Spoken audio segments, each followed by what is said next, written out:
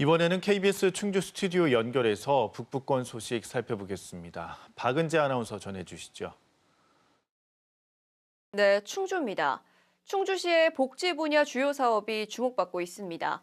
복지 수혜 대상을 노령층에서 청장년층까지 확대해 다양한 사업을 새로 도입하기로 했는데요. 김영준 기자가 보도합니다. 삼남매를 키우고 있는 충주의 한 가정입니다.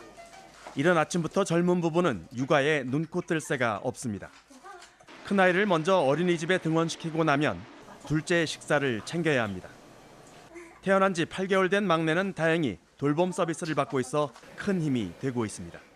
그래서 아이가 한 명이 있다가 2명, 3명이 되다 보니까 그럴 때는 더 절실하게 돌봄 서비스를 찾게 되는 것 같고 또 그만큼 많이 도움받고 있어가지고 저한테는 솔직히 없으면 안 되는 서비스인 것 같아요. 충주시가 지난해 10월부터 시범 운영하던 돌봄 서비스가 올해부터 본격적으로 시행됩니다. 다른 자치단체와는 다르게 소득에 상관없이 자부담의 50%를 지원해줍니다. 이와 함께 가족의 생계를 책임져야 하는 청년과 중장년층을 위해 재가 돌봄과 가사 서비스, 병원 동행 등의 맞춤형 서비스가 신설됐습니다.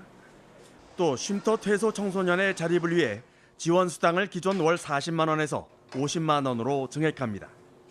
저소득 가정 아동을 위한 급식 지원 단가도 기존 9천 원에서 9,500원으로 늘었습니다. 특히 최근 늘고 있는 고립, 은둔 청년을 위한 복지도 새로 생깁니다. 2개소에 라면 무료 시식 장소를 마련할 계획입니다. 라면 무료 시식을 통해서 가정에 고립되어 있고 은둔형인 청년들을 바깥으로 끌어내서 그 청년들에게 맞춤형 복지를 실시하도록 하겠습니다. 청년층을 위한 복지 못지않게 노령층을 위한 복지도 강화됩니다. 65세 이상 홀몸 주민과 조손 가정 등을 위해 효체음 긴급 돌봄 서비스가 처음 도입됐습니다. 골절이나 수술 등 긴급 상황에 처한 어르신에게 최장 석 달 동안 식사, 가사, 이동 등을 제공합니다. 또 경력 단절 여성의 취업을 돕는 세일 여성 인턴제 지원금도 380만 원에서 460만 원으로 확대하는 등 충주시의 복지가 한층 촘촘해지게 됩니다. KBS 뉴스 김영정입니다. 다음 소식입니다.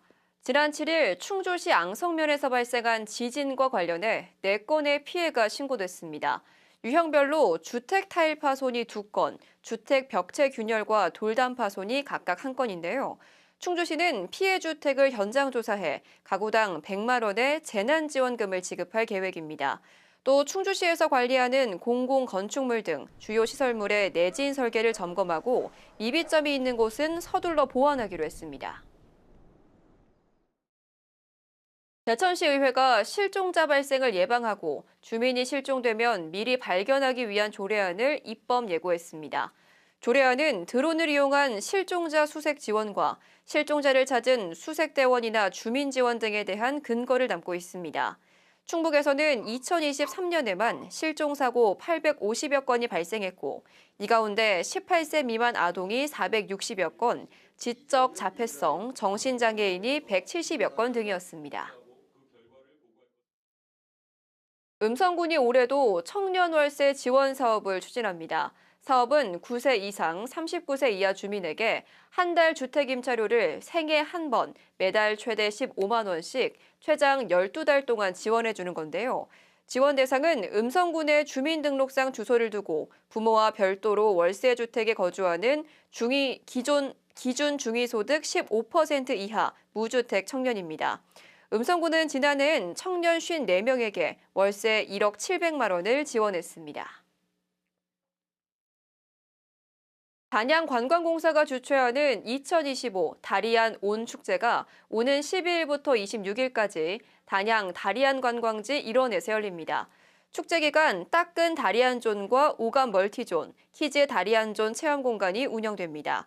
또 주말에는 눈꽃 빙수와 초콜릿 만들기, 자개 아트 체험 등이 진행됩니다. 단양 다리안 온 축제는 문화체육관광부의 계획공모형 지역관광개발과 충청북도의 지역균형 발전 사업으로 열립니다. 지금까지 충주에서 전해드렸습니다.